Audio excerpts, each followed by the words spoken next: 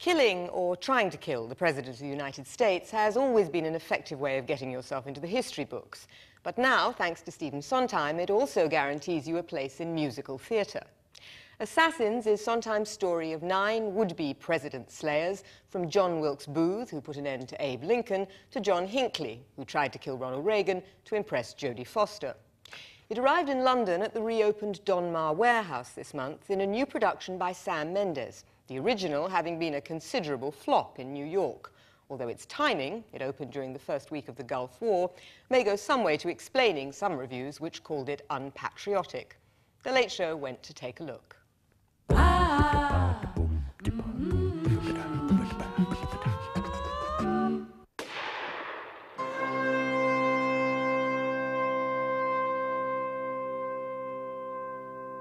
I am going to the Lordy, I am so glad.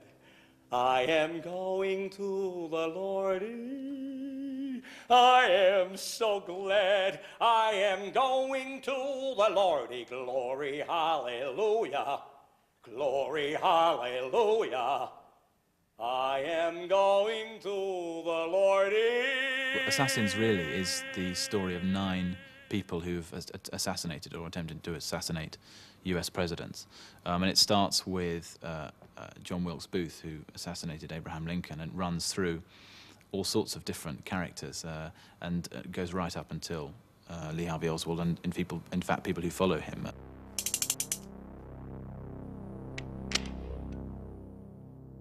It is about, in a sense, a society that's obsessed with guns. And in a country where you're brought up to believe that you can become president, the next best thing when you discover that it's not going to happen is to kill them, or attempt to, and in a way, turn history.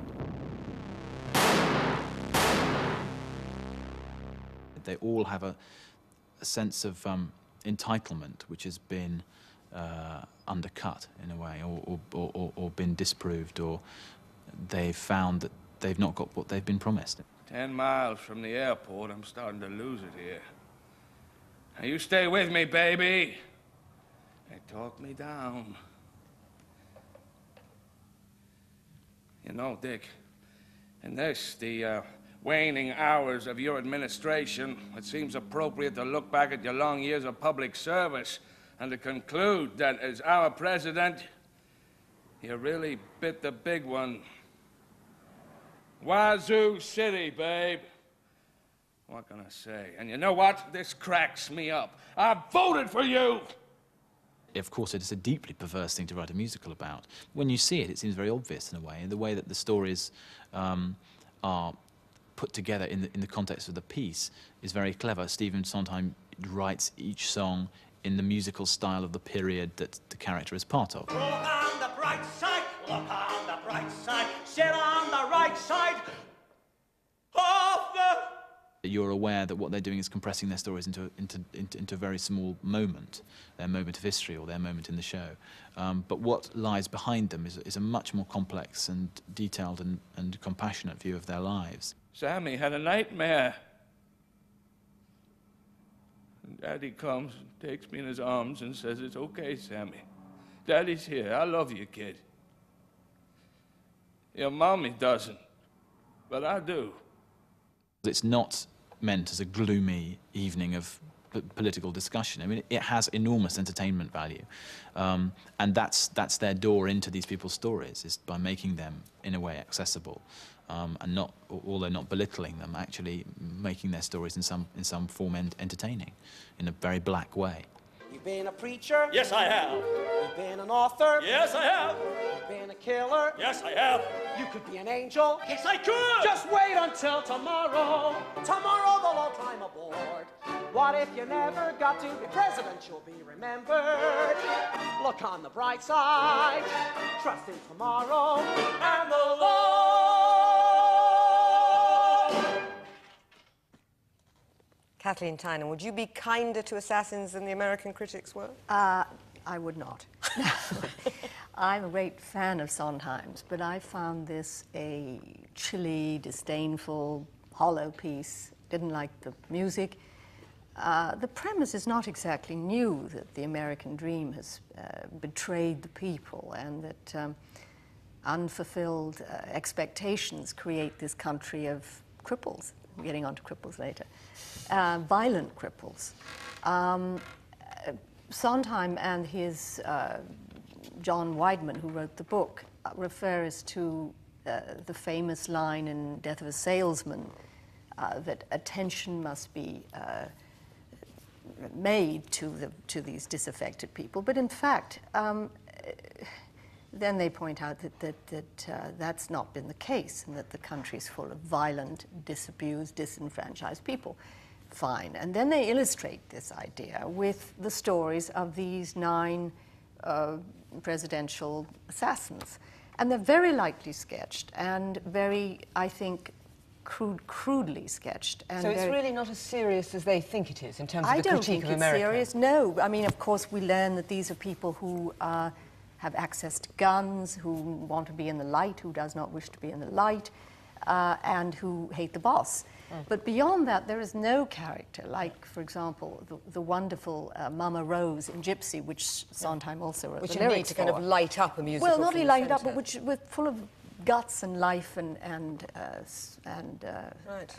so I didn't much care for it. It's curious that Sondheim, the only point he's really moved is when he deals with the Kennedy assassination. Well, let me hear from Mark. We've got a real thumbs down here. Did you dislike it as much, or Not like it at as all, little? no. I like it a great deal, in fact. The first point I'd make defending it is this is the week in which, I mean, God help us, Andrew Lloyd Webber has issued the new edition of Starlight Express, has opened in the theatre this week. Andrew Lloyd Webber's writing about trains and cats and these love stories. And I mean, the first thing you have to say about Sondheim is he would write a musical about train crashes at least. I mean, he probably will at some point. It seemed to me it could never be, it's never going to be a hit. It'd be a slightly bigger one here than it would be in America. But the thing I like about Sondheim, and it's a problem because of the form he's operating in, is that he's completely at war with the form of the American musical. Now, he's done it many times, but this seemed to me a particularly astonishing example. I mean, a bloody-minded example. I mean, literally holding a gun to the audience's head, actually. I rather like this thing. Sometimes always hated in musicals. We've read in interviews this way in which Americans dumbly applaud between each song, which he feels breaks it. There's a So he's always undercutting. Well, there's a the wonderful concept, joke in Assassins, which is that the audience find itself applauding at one point a man being fried in an electric chair, and at another point the entire cast is standing there pointing guns at the audience and they're all applauding. And you do feel them stopping. I think it's a massively serious piece of work. I think the way he subverts the American musical, I mean, American musicals on the whole, and there are serious ones like Cabaret, but on the whole, they always have the uplift song. Now in this, the uplift song, which is the new national anthem, Everybody's Got a Right to Be Happy, is given an extremely bleak twist by the setting. But it's not Okay, no, can I bring in David? Where do you stand between these two extremes? Well, I think I concur with Kathleen on this. I unfortunately, or fortunately this week, went to see West Side Story, obviously it's a long time ago, in Wandsworth Nick. And the two differences, if you like, is that was congruent with itself. There were prisoners, in a sense, using that drama to tell a deeper reality. And this issue about the American dream, Assassins, I know it's been done a million times, but it is a critical issue about that psychic chaos of America.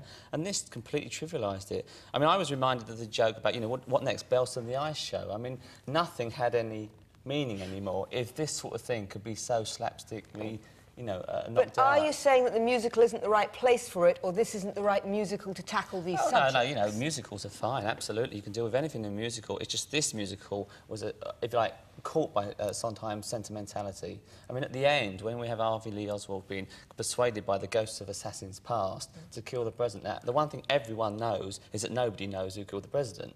And so it's completely ridiculous to set up Harvey Lee Oswald as the character of that part of destiny. Yeah, I also feel that the one song, which is Something Just Broken, which a bunch of people come on and remember where they were when Kennedy died, is a very slight and sentimental little piece.